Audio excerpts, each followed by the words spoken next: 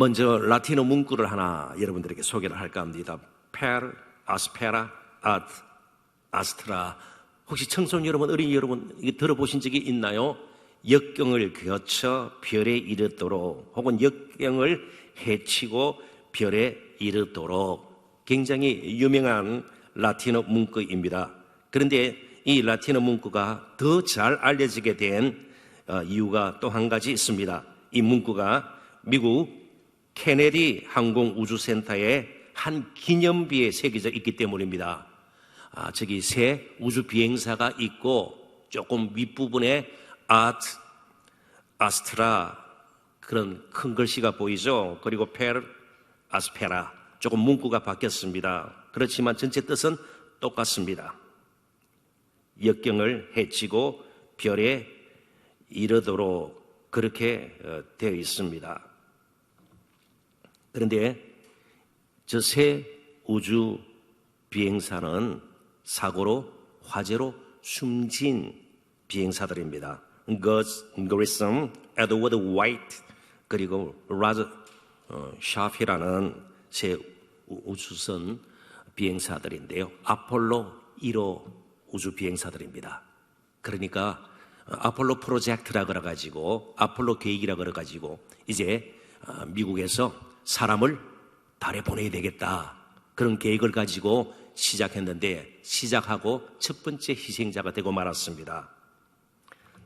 달 탐사의 첫 임무를 맡고 훈련 중이었던 이 새 우주 비행사들이 아폴로 1호 시험 발사 도중 화재가 발생해서 그 안에서 그냥 희생을 당한 겁니다. 1967년 1월 27일 참사였습니다.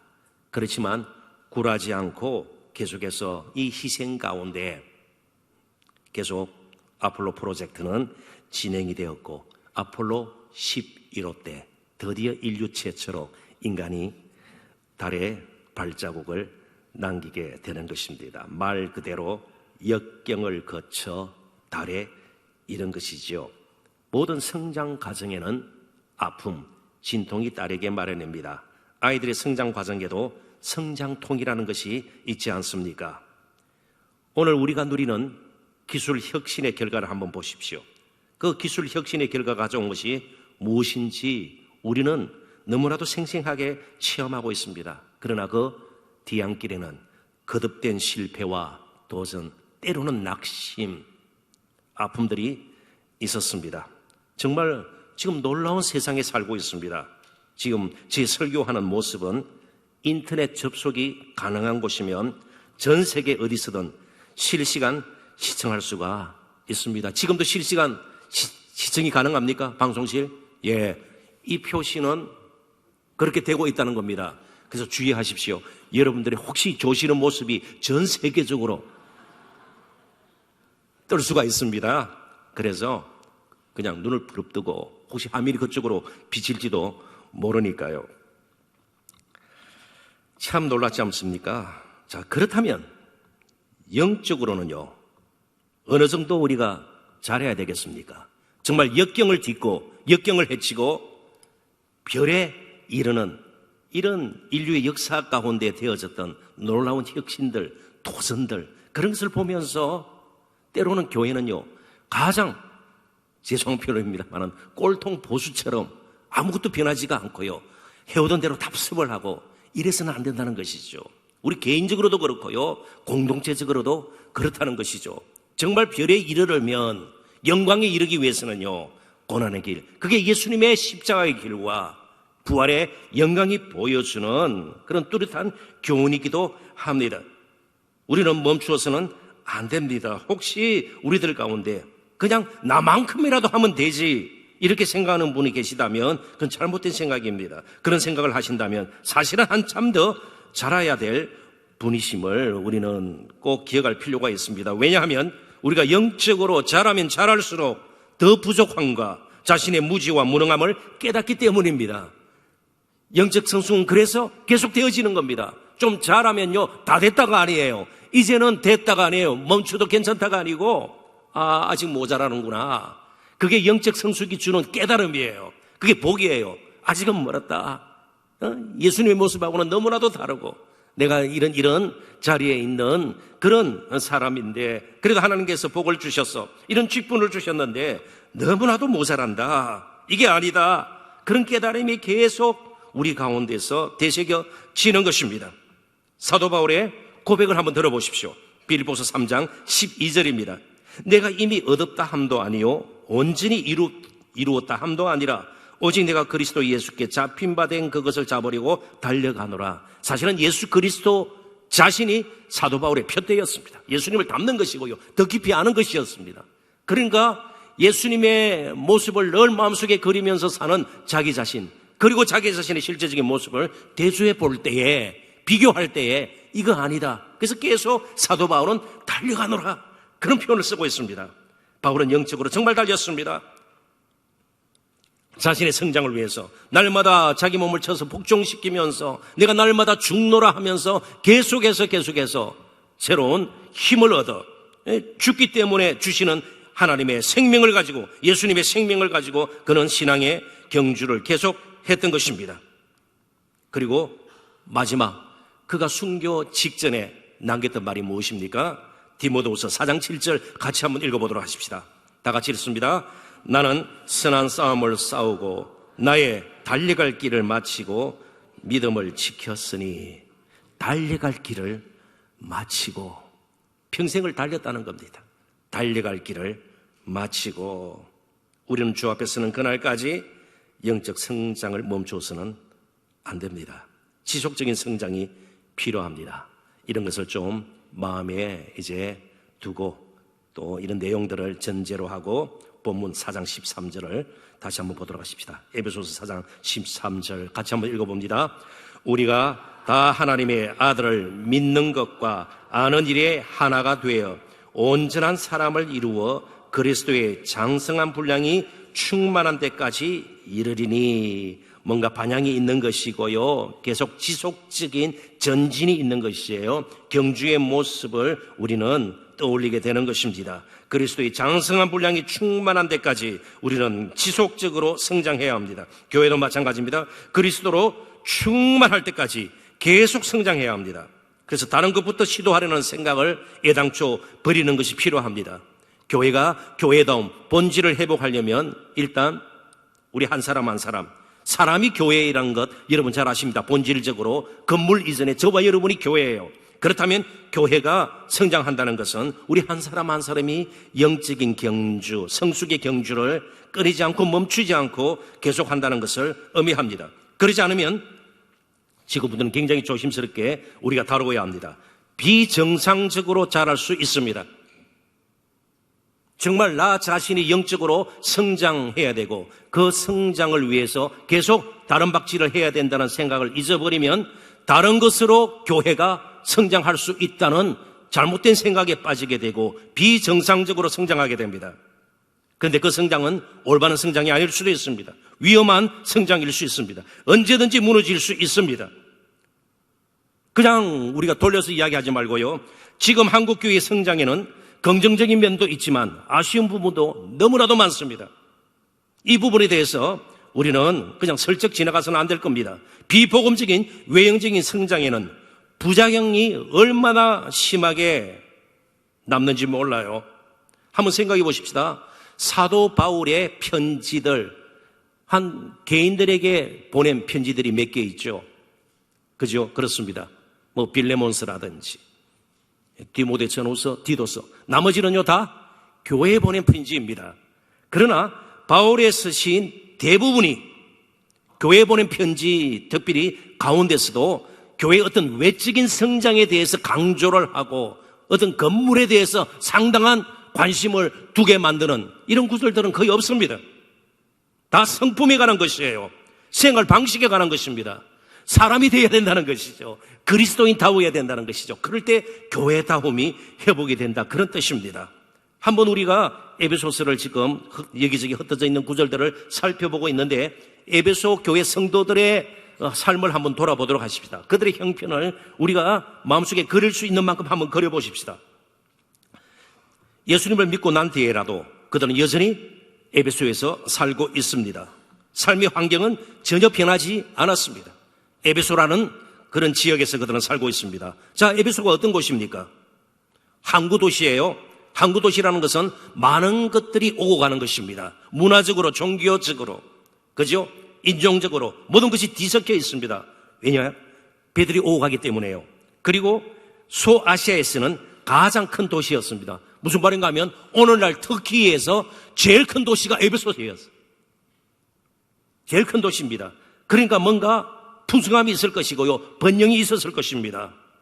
그러니까 에베소에서는요, 그들의 신앙을 흔들어 놓을 수 있는 유혹들이 한두 가지가 아니었습니다. 그리고 세계 불가사의 중에 하나라고 일컬어지는 아데미 여신을 섬기는 거대한 신전이 있었습니다. 종교적으로도 굉장히 뭔가 잘못하면 끌릴 수 있는, 가지고 있는 신앙이 다시금 옛날식으로 돌아갈 수 있는 그런 일들이 항상 그들 주위에는 널려 있었습니다. 그 신전에서 행해지는 종교적인 의식 가운데는 성적으로 문란한 것도 있었습니다. 그리고 조합에서는 여러 가지 모양으로 이교도적인 행사들이 뒤따랐습니다. 자칫 잘못하면 우상숭배에 동참하는 그런 가능성이 다분한 곳이 바로 에베소였습니다. 이런 가운데서 그들은 영적으로 성장해야 했습니다. 상당한 결단이 필요했습니다. 성장하지 않으면 옛생활 방식의 득세에 걸릴 가능성이 그들에게 분명히 있었습니다. 제가 왜 이 말씀을 드리는가 하면 그냥 묵턱대고 신앙생활하고 교회를 다니면요, 버틸 힘이 없어요. 그냥 옛생활로 돌아가는 겁니다. 교회만 다니지 생활 방식은 전혀 바뀌지 않아요. 그냥 이교도적인 삶의 방식으로 젖을 수 있는 것이 에베소 교회 성도였습니다. 그 영적 성장은요, 정말 사명감을 가지고 가장 큰 사역으로 생각을 하고 우리 자신이 영적으로 자라야 된다는 겁니다. 자라지 않으면 버티지 못해요. 자라지 않으면 우리가 견디지를 못해요. 자라지 않으면 우리가 다른 일 제대로 할 수가 없는 겁니다. 그러면 다른 것으로 뭔가를 표해야 되니까 외식에 빠지든지 꾸미는 데 빠지든지 다른 것으로 뭔가 성취했다는 것을 보여주기 위해서는요, 잘못된 길에 들어설 수가 있는 겁니다. 그래서 영적 성장은 절실한 것이 되어야 돼요. 절박한 것이 되어야 되는 것입니다. 그런데 문제는요, 영적 성숙은 그렇게 쉽지가 않다는 겁니다. 시간이 걸리는 것이에요.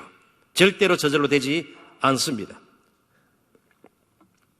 믿음의 길을 걷는데 값을 치러야 되는 근본적인 이유가 바로 여기에 있습니다. 우리는 고행주의자이기 때문에, 금욕주의자이기 때문에 값을 치르는 것이 아닙니다.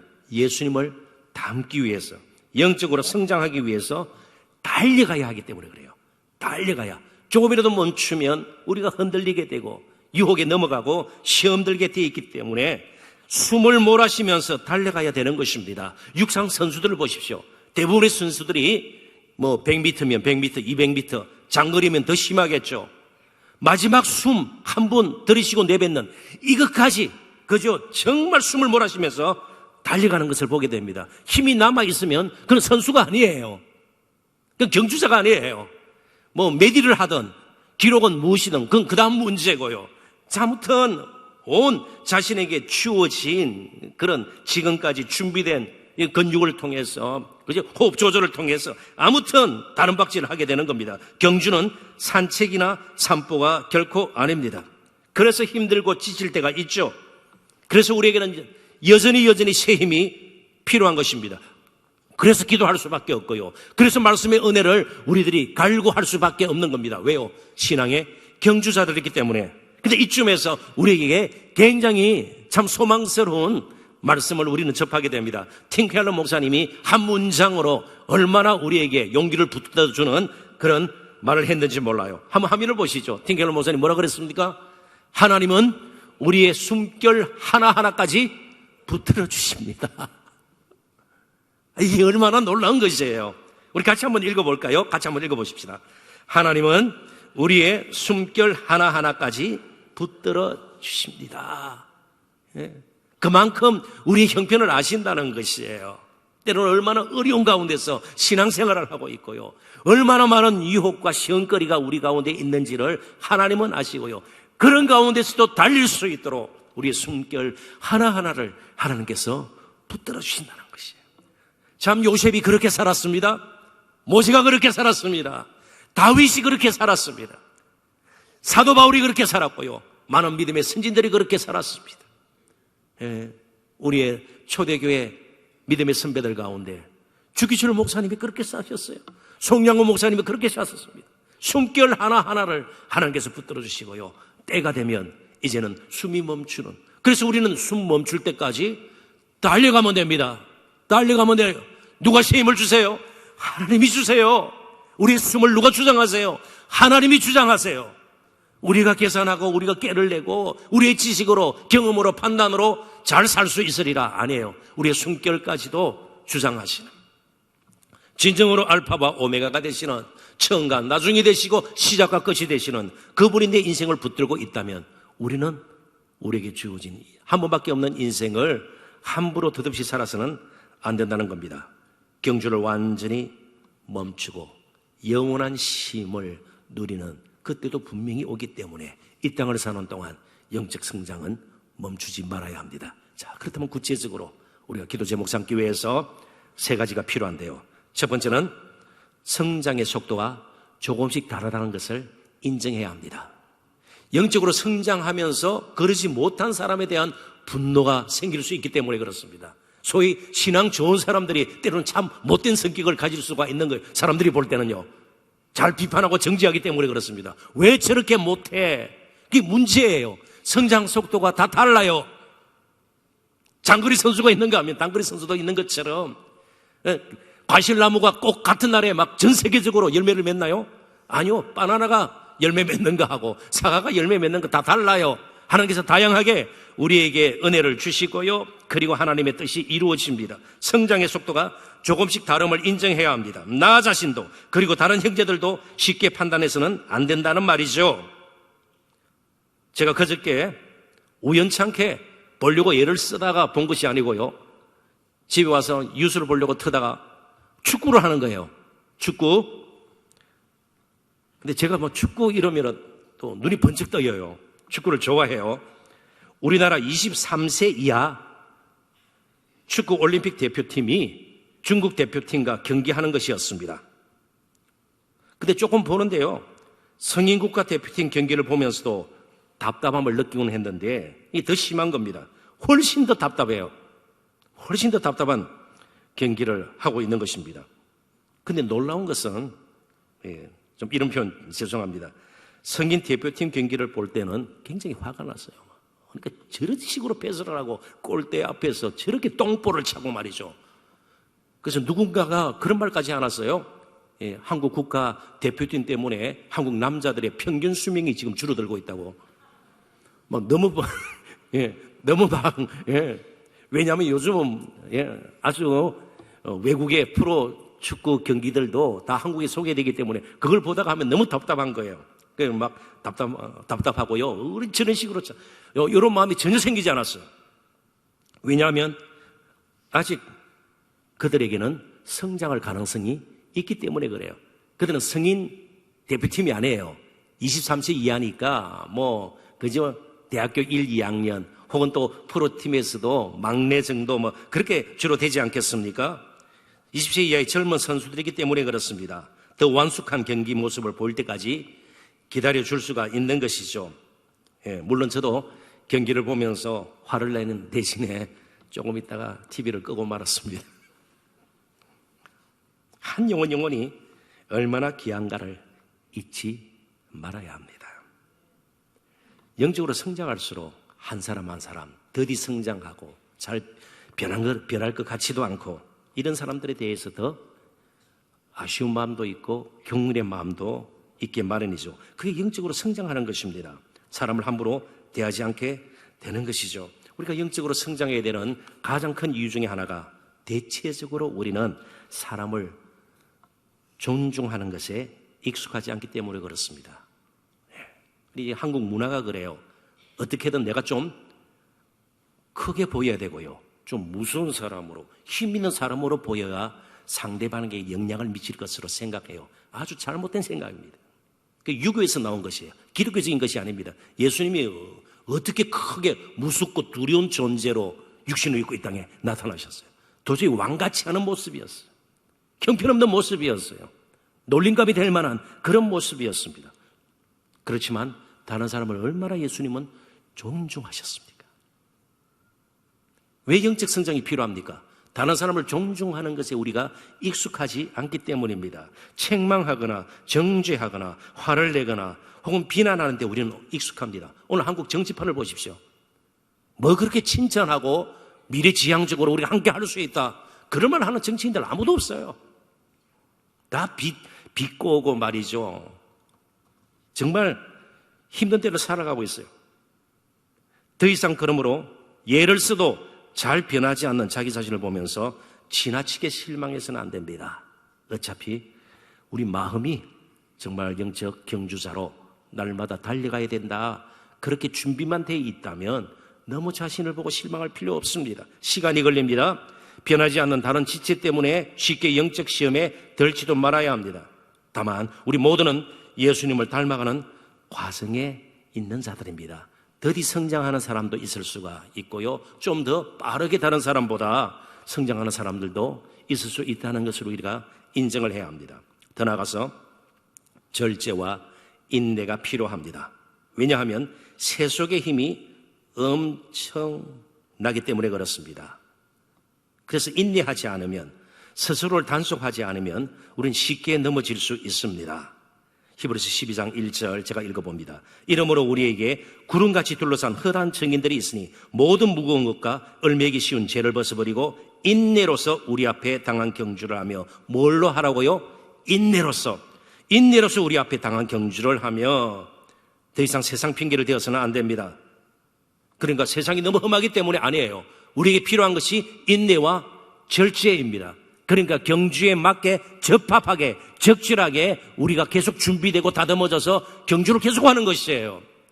환경이 그런데요, 이건 안 된다는 것이에요. 인내로서 우리 앞에 당한 경주를 해야 된다. 그래서 성경의 예를 한번 들어보십시다. 이스라엘 백성들이 금송아지 우상을 섬겼습니다. 출애굽기 32장에 보면요, 난데없이 출애굽기에 보면 금송아지를 만들었습니다. 근데 한번 보십시오. 그 주위에 다른 이방인들이 굉장히 세속적인 문화를 가지고 그들을 유혹했나요? 아니에요. 광야예요, 광야. 이해가 되세요? 광야예요. 무슨 다른 신전이 있고 아니에요. 광야에서도 뭘 할 수 있어요? 우상 숭배할 수 있어요. 우상은 어디서부터 생기기 때문에요? 우리 마음에서부터 생기기 때문에 그래요. 이미 애굽에서 보았던 하도르, 아피스라는 그 송아지 우상을 그들은 애굽에 있을 때 보았습니다. 그게 난데없이 광야에서 우상으로 만들어진 것이에요. 그러니까 환경 탓을 하면 안 된다는 것이죠. 전혀 영향을 안 받을 수는 없지만, 내 주위가 이렇기 때문에, 세상이 이렇기 때문에, 현실이 이렇기 때문에 그러지 않더라도 우상 숭배할 수 있는 가능성이 있는 사람들이 저와 여러분이에요. 마음에서부터 출발하기 때문에. 그래서 절제와 인내가 필요한 것입니다. 성도됨을 유지하는데 적절치 못한 삶의 습관, 그건 나 자신부터 과감하게 그럴 필요가 있는 겁니다. 대신 서로를 위로하고 서로를 격려하고 서로 감사하는 말들을 하는 그런 분위기로 만들어가는데 나 자신부터 앞장서야 된다는 것입니다. 그래서 어느 때보다도 우리에게는 복음의 지식, 깊은 복음의 지식이 필요합니다. 복음의 풍성한 은혜를 누릴 필요가 있는 겁니다. 그래서 막연하게 시간이 지나면 달라지겠지, 신비주의적으로 그렇게 생각해서는 안 돼요. 철저하게 우리는 절제와 인내가 필요한 것입니다. 그냥 어찌하다 보면 변하고 달라지겠지, 이 막연한 생각을 우리는 버려야 되는 것입니다. 성경의 예를 보십시오. 요셉은 철저하게 믿음의 사람이었지만 행정력을 발휘해서 큰 기근이 올 것을 대비했습니다. 하나님께서 주신 그 지혜를 가지고 대비를 했습니다. 가나안에 들어가기 전에도 모세도 여호수아도 정탐꾼을 보냈습니다. 믿음으로 정복하는 땅이지만, 하나님이 하실 것을 믿지만 그래도 정탐꾼을 보내었습니다. 그런 가운데서 하나님의 능력이 그들을 통해서 극대화되는 것을 보게 되는 겁니다. 이제 계속해서 우리에게도 이런 영적인 지식이 필요한 것이에요. 절제와 인내가 필요한 것입니다. 자신을 다듬는 그런 매 순간순간에 그런 영성이 우리에게 회복이 되어야 될 것입니다. 이제 마지막, 우리가 예수님을 닮기를 원하고 마지막까지 달려가기를 원합니다. 그러면서 절대로 놓쳐서는 안 되는 것이 예수님을 늘 바라보는 겁니다. 한번 따라해 보시겠습니까? 끝까지 예수를 바라보자. 끝까지 예수를 바라봐야 돼요. 사람 바라보다가는 망해요. 다른 거 쳐다보다가는요, 금방 넘어지고 말아요. 넘어졌더라도 그래도 다시 예수님 바라보아야 합니다. 히브리서 12장 2절 큰 목소리를 같이 한번 읽어보십시다. 믿음의 주여 또 온전하게 하시는 이인 예수를 바라보자. 그는 그 앞에 있는 기쁨을 위하여 십자가를 참으사 부끄러움을 개의치 아니하시더니 하나님 보좌 우편에 앉으셨느니라. 아멘. 자, 아침에 일어나서 저녁에 잠들 때까지, 아니 꿈속에서라도 예수님을 바라봤으면 좋겠습니다. 공부하면서 예수님 생각하십시다. 힘들고 어려울 때 예수님 생각하십시다. 마음이 상했을 때, 억울한 일을 겪었을 때 예수님을 생각하고 또 십자가를 생각하고 예수님을 바라보십시다. 어떤 새로운 사명을 맡았을 때 예수님을 바라보십시다. 새해를 시작하면서 함께 예수님을 정말 바라보십시다. 정말 예수님을 바라보십시다. 가장 이 세상에 나보다 나를 더 사랑하시는, 나보다 나를 더 잘하시는, 끝까지 나의 인생을 책임지실 분, 나를 위해서 십자가 지시기까지 사랑을 쏟아 부어주셨던 우리 그분을 생각하고 바라보십시다. 그럴 때 우리는 비록 어렵고 힘든 믿음의 경주이지만 끝까지 감당할 수가 있는 겁니다. 그분이 다시 오실 것입니다. 그의 재림의 소망, 그것이 오늘 우리로 하여금 함부로 살지 않게 하고 거룩한 길, 믿음의 길을 계속 걷게 하는 겁니다. 가장 우리 성도들에게 무서운 영적인 도전은 핍박이나 환난 이전에 예수님을 바라보지 않는 겁니다.